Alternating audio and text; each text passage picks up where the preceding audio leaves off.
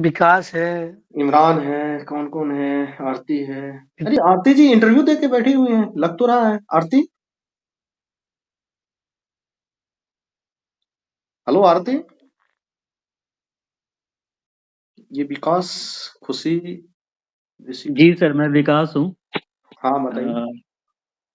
और मैं 66 का इंटरव्यू दिया था। मेरा अच्छा। इंटरव्यू में ही बहुत कम नंबर आया, तो उस टाइम सिलेक्शन नहीं हो पाया था। अच्छा। पता बट पता नहीं क्यों ऐसा, मतलब इंटरव्यू देके मुझे लगा तो नहीं था कि बहुत ज़्यादा खराब गया हो या फिर ऐसा कुछ, लेकिन बहुत ही खराब नंबर था मेरा। 54 नंबर था इंटरव्यू में।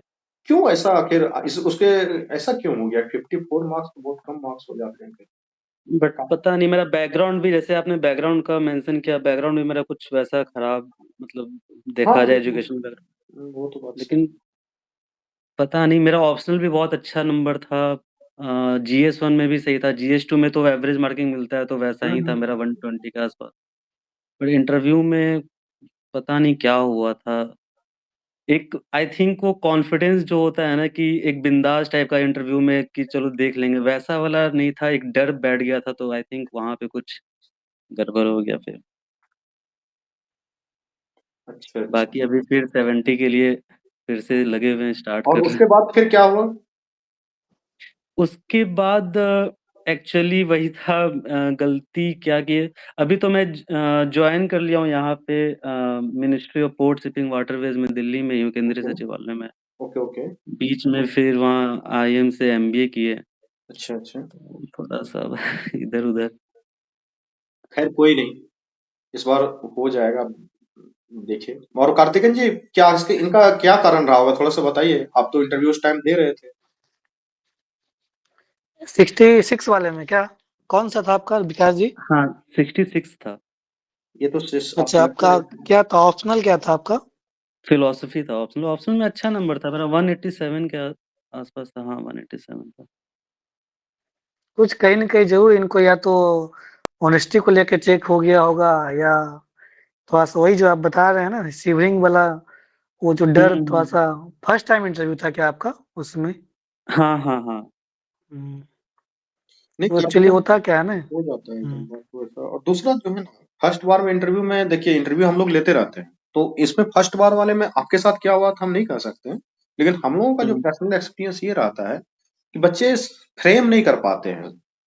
उनको आंसर हुँ, पता है, बट शॉर्ट वे हम्म में कैसे कीवर्ड के साथ बोलना है, कैसे फ्रेमिंग करना है, उसमें फंस जाते हैं। और जब एक ही बार को आप बार बार बोलेंगे ना, लंबा खींचेंगे, लंबा बैकग्राउंड देंगे इंटरव्यू में, चूंकि समय बहुत कम रहता है बोलने का, या फिर डर जाएंगे, तो फिर लगता है कि यार ये मतलब उतना इफेक्टिव कम्युनिकेशन नहीं कर पा रहा है। तो हो सकता है कि शायद ये नहीं, गैप रहा हो। जैसे जैसे मैं बताऊं, मेरा कैसे इंटरव्यू में जो स्टार्टिंग हुआ, हाँ। तो जो चेयरमैन थे वो मेरे से पूछे एजुकेशनल बैकग्राउंड क्या है, तो बताएं उसको कि मेरा मेरीन बैकग्राउंड रहा, फिर MBA Indian institute of management Shillong से, ऐसे बताया उनको। तो एक जो इफेक्ट आता है कि अच्छा ये बंदा MBA किया है IIM शिलोंग से, तो वो उनका रिप्लाई ये था कि अच्छा वो डिस्टेंस वाले कोर्स की हो क्या। मतलब फिर मुझे लगा अच्छा कि ऐसे क्यों बोल रहे हैं, डिस्टेंस वाले कोर्स की हो। मैं बोला नहीं, डिस्टेंस वाला नहीं है, रेगुलर कोर्स है। तो बोले कि ओके। तो यहाँ पे फिर मुझे कुछ अजीब सा लगा था कि वो ऐसे रिप्लाई क्यों किए।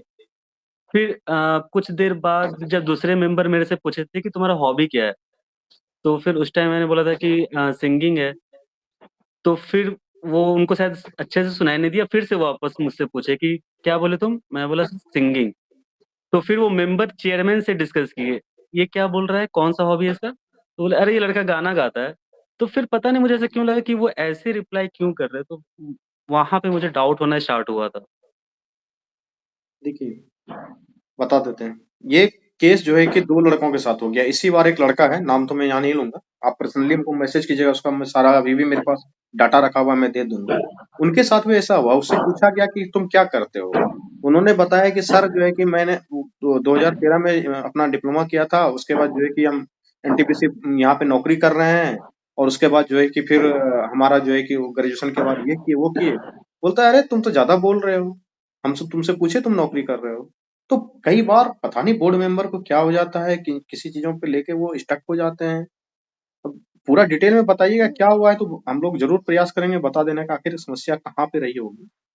ठीक है, वो कई बच्चे हैं इनको हम लोग जो डिस्कस कर अपने लेंगे से एक तो बार। कुछ नहीं हाँ बोला हाँ था, वो जितने हम्म, पूछ रहे थे, ऐसा नहीं कि मैं खुद से बोल दिया कि मैंने एमबीए किया खुद से, वो जो पूछे मैं सटीक आंसर वैसे ही दे रहा था, मैं कुछ एक्स्ट्रा तो पता नहीं, अब हो सकता है कि वो कैसे जज किए क्या किए, हाँ, मुझे तो अभी तक समझ नहीं है। नहीं कभी कभी हो जाता हो है, जाता लेकिन है। उसमें यही होता है ना कि उस केस में भी आपको मैनर्स नहीं भूलना है और उस चीज को जस्ट इग्नोर करके फिर से सेटबैक मतलब फिर से कम बैक आ करके जब आप देना होता है, मान लीजिए हो गया होगा थोड़ा सा, कभी कभी होता है, अब डिपेंड करता है उनका मूड कैसा था, हो जाता है कभी कभी हम्म। चीज़ों को इग्नोर करके। अब ठीक है, लेकिन वही है, नेक्स्ट टाइम ध्यान रखना है कहीं गलती ना हो। बाकी डिटेल हम लोग जब चर्चा सब बताएंगे करेंगे, तो कभी उस आप चीज़ को चर्चा मिलिए कर तो लेंगे। वो कभी मैसेज हम्म, कीजिए तो, या फिर इंटरव्यू वाला जो क्या चलते आपका रहता है पूरा उसमें आ रहा था? जाइए, कभी हाँ चर्चा कर लेंगे, कोई हाँ दिक्कत नहीं उसमें, है। हाँ हाँ जरूर जरूर टच में रहूंगा मैं अभी से पूरा। Okay okay. यही क्योंकि आप जो मेंटरशिप वाला बोले ना, वो आई थिंक बहुत जरूरी है, ये तो आप बहुत लोग ज्यादा जरूरी। खुद भी से इंटरव्यू स्टेज तक पहुंचे हुए हैं, आईआईएम से पढ़े हुए हैं, तो आप खुद सोच सकते हैं। इस बार जो एडमिशन हुआ है, कुछ बच्चे जो अच्छे बच्चे हैं उनका मैं बताता हूँ। एक लड़का है, उन्होंने एडमिशन लिया इंटरव्यू में, वो आईआईएम इंदौर से है। एक हम्म स्टूडेंट इंटरव्यू में एडमिशन लिया है, उसका 67th में सिलेक्शन हो चुका है। वो SC ST वेलफेयर ऑफिसर हैं, नहीं BC वेलफेयर ऑफिसर हैं। उसके बाद भी वो इंटरव्यू के लिए एडमिशन लेके बाकायदे जो है कि क्लास कर रहे हैं। और एक स्टूडेंट है, वो जो है कि क्या कहते हैं आपका, इसमें ये जो होता है ना BPO, जिसमें कि कॉलिंग होता है, आप जब कॉल करते हैं आपका सर हाँ मेरा हाँ हाँ हाँ हाँ हाँ रिचार्ज खत्म हो गया तो क्यों नहीं, मेरा ये हो गया, जो कंपनी की समस्या से हो जाती है। कस्टमर केयर हाँ के रूप में हाँ sorry sorry, as customer care हाँ। उस पे काम बिजनेस करने प्रोसेस के बावजूद, आउटसोर्सिंग। हाँ, बिजनेस प्रोसेस आउटसोर्सिंग जो होता है उसमें काम करने के बावजूद, उनका अच्छा कम्युनिकेशन स्किल है उसका, उसके बाद भी उन्होंने एडमिशन ले करके कि सर नहीं, पिछले बार सिर्फ और सिर्फ मेरा इंटरव्यू के कारण सिलेक्शन नहीं हुआ था, इसलिए वो बच्चे आते हैं। और बहुत सारे ऐसे ऐसे बच्चे हैं, तो मैं कुछ बच्चे जो बहुत ज्यादा स्पेशल होते हैं उनको याद रहता बाद बाकी, तो बहुत लोग हैं। तो इसी तरीके के स्टूडेंट हैं। एक तो स्टूडेंट है जो कि क्या कड़ोरीमल कॉलेज से, उनका एडमिशन है हमारे पास। हमने अपने जीवन में भी बाकायदे इंजीनियरिंग किया है, हम लोगों ने गवर्नमेंट कॉलेज से पढ़ा है, बट वो ग्लोरीमल कॉलेज में हम लोगों ने नहीं पढ़ा है, और वहाँ के बच्चे आ जाते हैं। एक स्टूडेंट है यहाँ से, क्या कहते हैं, ये जामिया है ना, जामिया के स्टूडेंट हम्म। है, जामिया मिलिया इस्लामिया से PhD किए हुए हैं वो हैं। तो ऐसे ऐसे हैं, कुछ जनरल बैकग्राउंड से भी हैं, जो बिहार बोर्ड के बच्चे भी हैं, वो लोग भी हैं सब। तो जो कुछ स्पेशल जो आप लोगों के बैकग्राउंड से मैच करता है, मैंने उसका नाम बताया। ठीक है, और भी बहुत सारे बच्चे हैं। तो ये मेंटरशिप बहुत जरूरी है। और आरती है, इमरान है। आरती आप भी इंटरव्यू दे चुके हैं, आपको लग रहा है, फोटो ही देख के लग रहा है। यस सर, मैं 2 टाइम दी हूँ हाँ बताइए। इंटरव्यू, 65th एंड 66, अच्छा अच्छा। और दोनों में लगभग मार्क्स सेम ही रहे हैं। कितने मार्क्स थे? फर्स्ट टाइम सर 58 और सेकेंड टाइम 55। अच्छा, क्यों, ऐसा क्यों? सर फर्स्ट टाइम तो हाँ, जो मैंने नोटिस किया कि मैं काफ़ी एजिटेट हो गई थी हम्म और कॉन्फिडेंस उतना रहा नहीं, मतलब बहुत अच्छा नहीं गया था। हम्म बट उससे सेकेंड टाइम मैंने जो इंटरव्यू फेस किया वो उससे बेहतर था। अच्छा बट फिर भी हाँ, बट जन गण मन का ये क्वेश्चन था सर, उसमें ये बताना था 2 लाइन का, हम्म जो मैं नहीं दे पाई थी। हम्म और मैंने कुछ अपने मन से बताया, जो हालांकि मैंने ये कहा भी कि सर ये मेरा ऐसा है, मेरे अकॉर्डिंग, तो शायद यहाँ कुछ हुआ होगा प्रॉब्लम। अच्छा अच्छा। और यस ओके। और सर वही मैं सर एक मेरा एक एक क्वेश्चन कॉन्फिडेंस शेयर ही करना रहा। चाहता हूँ सर, हम्म कि इंटरव्यू में मेरे से एक पूछा गया था जो आगे स्टूडेंट्स के लिए भी आई थिंक हेल्पफुल रहेगा। वो मेरे से एक मेंबर पूछे थे कि तुम्हारा फेवरेट प्राइम मिनिस्टर कौन है। हम्म तो मैंने अटल बिहारी वाजपेयी का नाम ले लिया। तो बाद में जब मैं बाकी लोगों से बात किया तो वो बोले कि तुम गलत किए, तुमको किसी का नाम लेना ही नहीं चाहिए था। हम्म। तो आई थिंक ये मैंने एक गलत किया था, वो क्योंकि न्यूट्रल रहना पड़ता है, तो आई थिंक मैंने एक का नाम लेके एक पार्टी को सपोर्ट कर दिया, तो ये शायद मैंने वो गलत किया देखिए, था वो। इसमें मैं एक चीज ऐड करना चाहूंगा। दृष्टि के वेबसाइट पे मैं एक दिन ऐसे ही रेंडमली वॉच कर रहा था, और वो शॉर्ट्स आता है ना, उसी में तो एक लड़का से इसी सेम टू सेम इसी तरीके का सवाल था, उसमें पूछा था कि पत्रकारिता में वो मास कम्युनिकेशन का कुछ हॉबी था उनका, न्यूज देखना वगैरह, तो उनसे पूछ लिया कि आपके फेवरेट पत्रकार कौन है। बहुत ही शानदार प्रोमिसिंग कैंडिडेट थे, फिर मैंने उसका पूरा इंटरव्यू जाके देखा, बहुत ही शानदार प्रोमिसिंग कैंडिडेट थे, और सिर्फ रवीश कुमार जी का नाम ले लिए थे। बोला 3-4 पत्रकार का नाम बताओ, तुम्हारा फेवरेट सबसे कौन है, तो पहला ही नाम उन्होंने रवीश कुमार का ले लिया। वो साफ यही दिख रहा था कि वो खत्म हो गया, उनका सिलेक्शन नहीं हुआ। इतने कम मार्क्स इंटरव्यू में दे दिए गए, इतने कम मार्क्स दे दिए गए जानबूझ के। तो ये सब आप सही बोल रहे हैं। इस तरीके देखिए, इसका आंसर कार्तिकेयन बताएं, इसका आंसर क्या होना चाहिए, फिर हम बताते हैं। इसका आंसर देखिए ये है कि सर मेरे अनुसार तो मैं समझता हूँ कि सारे प्राइम मिनिस्टर अपने कार्यकाल में अच्छा काम किए, और मुझे सारे प्राइम मिनिस्टर उतने ही पसंद है। उसके बाद भी वो आपको इम्फेसाइज करते नहीं फिर भी बताओ सबसे अच्छा कौन लगता है, तो बताइए जिनको आपको अच्छा लगता है। मनमोहन सिंह का, पीवी नरसिम्हा देखिए राव का बता इसमें करना दीजिए, क्या है एलपीजी। कि 3-4 लोगों उसके का बाद नाम बताइए। बताएं कि हाँ, सर 3-4 तो बता दीजिए। नरसिम्हा राव ने जो एलपीजी रिफॉर्म किया वो मुझे अच्छे लगते हैं। मनमोहन सिंह बिल्कुल। की जो कोई आरटीआई आया या फिर मनरेगा आया, ये मुझे अच्छे लगते हैं। अटल बिहारी वाजपेयी जी ने जो साइनिंग इंडिया का कार्यक्रम दिया था और स्वर्णिम चतुर्भुज योजना लाया, वो भी मुझे अच्छे लगते हैं। तो उनके एक डेवलपमेंटल एस्पेक्ट को टच कीजिए। मनमोहन सिंह का आरटीआई, हाँ, हाँ, तो अपना वो है। उसके डेवलपमेंटल एस्पेक्ट को टच करके निकल जाइए, क्योंकि आपको प्रशासन से मतलब है। उनके पर्सनल एस्पेक्ट वगैरह पे या किसी एक पर्टिकुलर व्यक्ति का तो नाम लीजिए ही मत एकदम। और आज के समय में इतना पोलराइज हो चुका है, सारा चीज पोलराइज हो चुका है, ऑनेस्टली मैं बता रहा हूँ। इसलिए बैलेंस कीजिए, एक इधर वाले का, लेफ्ट वाले का नाम लीजिए तो तुरंत राइट वाले का नाम लीजिए एकदम। जैसे ही नेहरू जी बोले उधर सरदार पटेल जी बोलिए, ठीक है। तो ये समझ रहे हैं ना कि हम क्या कहना चाह रहे हैं। एक कांग्रेसी का नाम लिए तो एक भाजपाई का नाम लेना जरूरी पड़ जाता है आज के समय में। किसी पब्लिक प्लेटफॉर्म पे बात करने के दरमियान भी ऐसा होता है। हम लोग तो बात करते रहते हैं तो अंदाजा लगता है। ये इस चीज को बैलेंस इसी तरीके से कीजिए। किसी और को कोई खराब नहीं करना है, सबको बोल दीजिए अच्छा है। अरे बस उसको ऐसे अरेंज करना है। बाकी अपना अपना वो अपने समझ जाएगा कि लो क्या पूछे तो क्या पूछे, फिर वो आगे। और दूसरा चीज ये है कि देखिए 10-12 बच्चे जुड़े, बहुत सारे बच्चों का मैसेज आया था कि हाँ सर जुड़ेंगे, हाँ सर जुड़ेंगे। जो बच्चे के फ्रेशर्स रहते हैं वो सीरियस थोड़ा सा कम रह रहे हैं, ये दुख की बात है। इसी में देखिए कि ग्रुप में ही या फिर कहीं भी जब भी बात होती है, जब भी इस तरीके के सेशन करते हैं, वैसे वैसे बहुत बच्चे जुड़ते हैं जो कि काफी एक्सपीरियंस है, इंटरव्यू दे चुके हैं, मेंस लिख चुके हैं। वो फ्रेशर्स बच्चे दिख कहाँ रहे हैं कि सर पहली बार एग्जामिनेशन देने के लिए आए हैं, कॉलेज पास आउट होके। ग्रुप में तो 4000 से ज्यादा बच्चे हैं, अलग अलग बहुत सारा ग्रुप है, ऐसा कोई 1-2 ग्रुप नहीं है आप लोगों के पास। लेकिन वो लोग जुड़ते नहीं है, बस हो गया चलो ठीक है बिंदास, अभी जाएंगे पटाखा फोड़ेंगे, ये करेंगे वो करेंगे, चल रहा होगा। खैर धीरे धीरे सीरियस हो जाइए, ज्यादा समय लगाने से क्या फायदा है। 1 से 2 साल में बीपीएससी को खत्म कीजिए, जीवन भी जीना है। 30 साल 35 साल 32 साल 26 साल 25 साल तुम हो गया होगा, आधा या फिर 1/3 जीवन तो खत्म हो चुका है।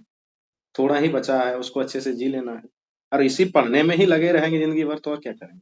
ठीक है 42 अच्छा खासा उम्र देता है बीपीएससी, इसका मतलब ये तो नहीं है कि पूरा समय इसी में लगाएं, और भी तो कुछ करना है। और कोई कुछ? हेलो हाँ हाँ बोलिए। सर, मेरा एक क्वेरी है कि मेरा प्री नहीं क्वालिफाई हो रहा है अच्छा कब से दे रहे हैं? सर। 68 से दे रहा हूँ। अच्छा अच्छा, और कितने दिन से तैयारी चल रही है आपकी? सर मैं एनसीईआरटी से फिर स्टार्ट किया, बेसिक से। नहीं नहीं, पहले कितने 68 से ही मतलब दे रहे हैं? हाँ 1 साल सर। 2 साल कितना हो गया, तैयारी का कितना साल हो चुका है? सर ये सीरियसली ये 2 साल हुए हैं। अच्छा अच्छा, बताएं करते हैं।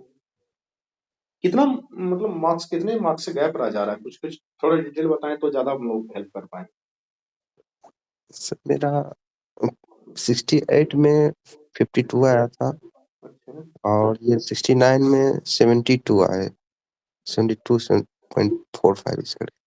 देखिए रुपेश जी, इनके साथ क्या है ना कि अभी मान लिए वो तैयारी कर रहे थे, शुरू में क्या किए इन्होंने डेटा फैक्ट पढ़ना शुरू किया, डेटा फैक्ट पूरा याद हुआ नहीं होगा। 68 इन्होंने उस तरह से दिया, 69 एकदम रैंडमली चेंज हो गया, पूरा कंसेप्ट आ गया। तो इनके साथ दो जो पकड़ा है, दोनों एग्जाम ऐसा ही हुआ कि एक तो अभी इनकी बिल्डिंग हो ही रही थी बेसिक, वो कंप्लीटली बिल्डिंग हुई नहीं। अब डेटा फैक्ट के साथ कंसेप्ट भी चाहिए, तो उसमें मान लिए, और दूसरी बात है नेगेटिव मार्किंग भी था। 69 में हुआ है कि टोटली कंसेप्ट चेंज हुआ है, थोड़ा सा फैक्चुअल के साथ साथ आपको कंसेप्ट भी चाहिए। तो अब घटना चक्र आपने पढ़ा था इमरान जी? घटना चक्र का बुक पढ़ा था हाँ आपने? सर, मैंने सिर्फ हिस्ट्री का पढ़ा था, मॉडर्न हिस्ट्री। बाकी सारा सब्जेक्ट साइंस, ये सब कवर नहीं ज्योग्राफी, पाए पॉलिटी? सर। मैंने कोचिंग में ये ऑफलाइन टेस्ट ही ज्वाइन कर लिया था। परफेक्शन आए और टेस्ट आस्था है सीरीज सर। ज्वाइन करना अच्छी बात है, लेकिन उससे हाँ, पहले होता है एक बेसिक बुक खत्म करना होता है। और अब जो पैटर्न आ रहा है ना, अब आपको मेंस पढ़ना पड़ेगा। मेंस कम प्रीलिम्स चलेगा, तभी आपकी तैयारी बेहतर हो पाएगी, क्योंकि अब मेंस में समय मिलता नहीं है। 1 डेढ़ महीने का टाइम मिलेगा, तो आपको एक प्रत्येक सब्जेक्ट का एक स्टैंडर्ड बुक, हिस्ट्री हो, पॉलिटी हो, ज्योग्राफी हो, आपका हर एक सब्जेक्ट का स्टैंडर्ड बुक को पढ़ना होगा, साथ में आपको प्रैक्टिस, चाहे वो घटना चक्र से हो, टेस्ट सीरीज से हो, ऑनलाइन आप मान ले यहाँ बाकी जो करवाएंगे इससे। तो लेकिन आपको कंटिन्यूअसली एक स्टैंडर्ड बुक, जैसे ज्योग्राफी है तो क्लास 11-12 की एनसीईआरटी, जिसका बेसिक अच्छा नहीं है वो एक बार क्लास 8, 9, 10 भी पढ़ ले। अब पढ़े ही नहीं, अभी आपके पास समय है 7 महीना, उसको लिखें। बाकी क्लास में होता है कि कहाँ डॉट से एज ए रिवीजन, लेकिन लोग क्या करते हैं, क्लास को बस उतना ही पढ़ लेना, आधा घंटा 1 घंटा, बस खत्म कहानी। ये नहीं होना चाहिए, तो प्रयास सर ये करें। हाँ बताइए। सर इकोनॉमिक्स को कैसे कवर करो, वो समझ में अभी तक नहीं आ रहा। इकोनॉमिक्स का देखिए, इकोनॉमिक्स का पहला नंबर तो आप जो बेसिक टर्म्स है आप वो यूट्यूब पे पढ़ के देख सकते हैं। और दूसरा चीज है, आपको इकोनॉमिक सर्वे, बजट बिहार का, इंडिया का, और बाकी जो भी इम्पोर्टेंट बेसिक कंसेप्ट है ये आपको पढ़ना होगा। दूसरा चीज है मंथली मैगजीन जो आती है विजन आईएएस की, एक तो आप अच्छे से आप पढ़ सकते हैं, जैसे कि मान लीजिए अगर बुक पढ़ना है तो आप बुक पढ़ लीजिए, नहीं तो लेक्चर आती है, मृणाल सर का बहुत अच्छा लेक्चर है, उसको अभी आप देख सकते हैं, तो वो आप पढ़ सकते हैं। दूसरा आपको मतलब एक तरह से करेंट जो अपडेट चलता है, तो मंथली मैगजीन आपको ज़रूर करना चाहिए। उससे क्या हुआ कि जो भी इस बार का जो प्रश्न रहा था, वो एक तरह से कह सकते हैं कि एक टोटली कांसेप्ट तो था, साथ ही साथ वो करेंट से रिलेटेड था। तो उसके लिए आपको रेगुलर मंथली मैगजीन पढ़ना ज़रूरी है।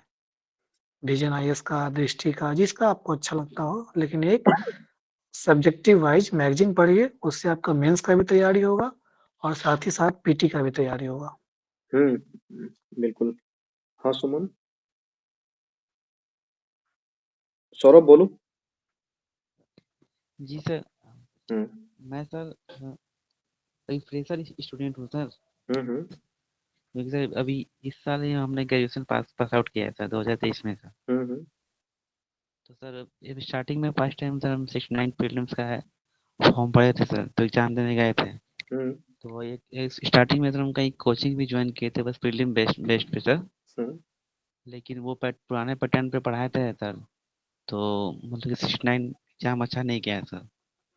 तो अभी कितना क्या मार्क्स आया? करना चाहिए सर? मेरे सर मार्क्स देते हैं ना सर 70 हम कहीं बना पाए थे सर, अच्छा अच्छा जिसमें तो सर मेरा कुछ रॉन्ग भी हो गया सर, मतलब कि अच्छा तो मतलब कंफ्यूजन बहुत की अच्छे वजह नहीं से रहे, भी। बहुत लंबा गैप रह गया, तीस नहीं 40 सर। नंबर का कट ऑफ से गैप रह गया, जी 30 सर नंबर का नहीं। कट ऑफ से गैप रह गया। खैर देखिए, अभी तो आप फ्रेशर हैं, उसके बाद आप जिस कोचिंग में गए थे कितना दिन कोचिंग किए, कितना दिन हो गया है कोचिंग किए हुए आपका, कितना दिन क्लास चला था? क्लास तो सर मतलब कि ये 8-10 महीने? 2023 में ही चला था सर 6-7 महीने करीब में। अच्छा 6-7 महीने। खैर कोई नहीं, खैर कोई नहीं, अब देखिए वो तो आप फ्रेशर हैं तो आप बहुत सारी चीजें बता देंगे आपको, और जनरल क्लासेस में जब होंगी ना तो उसमें तो चलेंगे, चर्चा करेंगे ही।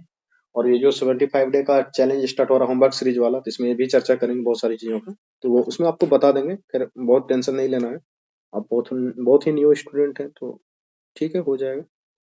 और किन्हीं का कुछ है? सर हाँ हाँ बोलिए। सर इसमें इंटीग्रेटेड अप्रोच क्या लेके चलनी चाहिए? अच्छा, पीटी मेंस इंटरव्यू तीनों एक साथ? पीटी हाँ मेंस सर, कराने के साथ, अच्छा समझ रहे हैं।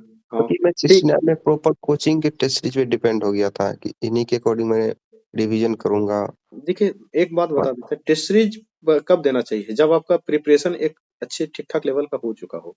मेरे बात के साथ बहुत लोग एग्री कर जाएंगे, सिर्फ मैं नहीं बोल रहा हूँ, यहाँ पे इंटरव्यू दिए हुए कैंडिडेट भी हैं, वही लोग अपना शेयर कर रहे हैं बात।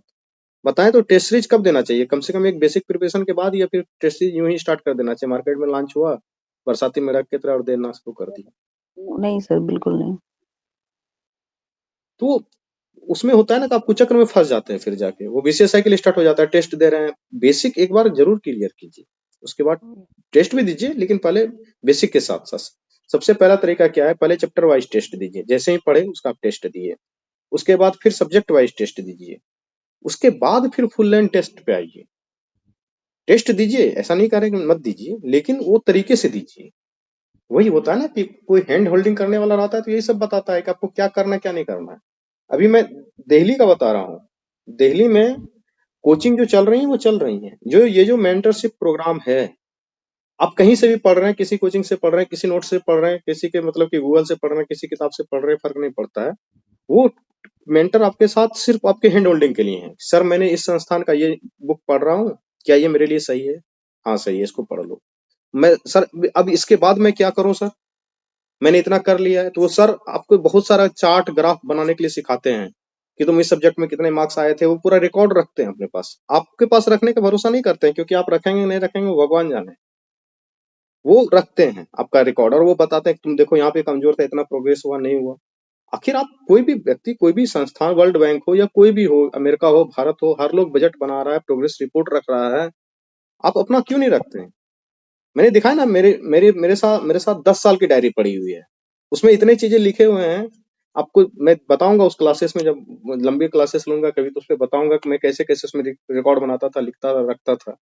वो सारा चीजें मैं बहुत सारा फोटो खींच के रखा था, अभी तो उस इस पीडीएफ में नहीं लगा पाया, वरना वो बताऊंगा। तो मैं कह रहा हूँ, अपने से ईमानदारी पूर्वक सबसे पहले अपना प्रोग्रेस रिपोर्ट जांचिए, बेसिक से पढ़ना स्टार्ट कीजिए। जहां बेसिक कमजोर है, जिस विषय में कमजोर है, कई बार विषय भी होता है कि इकोनॉमिक्स में मेरा गायब है, ज्योग्राफी में मेरा डब्बा गोल है, तो ज्योग्राफी में मेहनत करेंगे ना।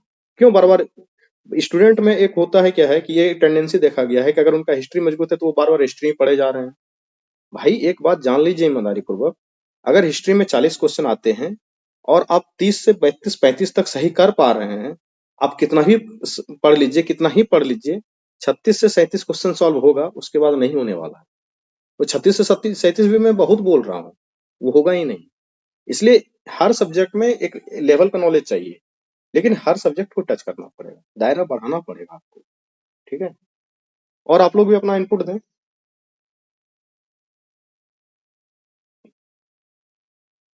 बताइए और कोई। हाँ आलोक, और कोई सवाल है तुम्हारे साथ? हाँ सर, मेरा ये क्वेश्चन था कि आपने एक ग्रुप में भी डाला था वो कि आप लगभग 10 साल से डायरी लिख रहे हैं, हम्म। तो मुझे बहुत लोगों ने सजेस्ट किया कि डायरी लिखिए डायरी लिखिए। हम्म। तो मतलब कि कैसे स्टार्ट करें? न्यू ईयर भी है, तो मैं सोचा था कि डायरी लाया भी हूँ, लेकिन अच्छा इसको स्टार्ट क्या करें, लिखे कैसे, यही थोड़ा पता नहीं चल रहा है सर। चलिए, आप ला लिए हैं, सबसे पहले तहसील के लिए कांग्रेचुलेसन कि आपने डायरी खरीद लिया है। ठीक है, ये सर बाद आज ही बाकी लाया हूँ।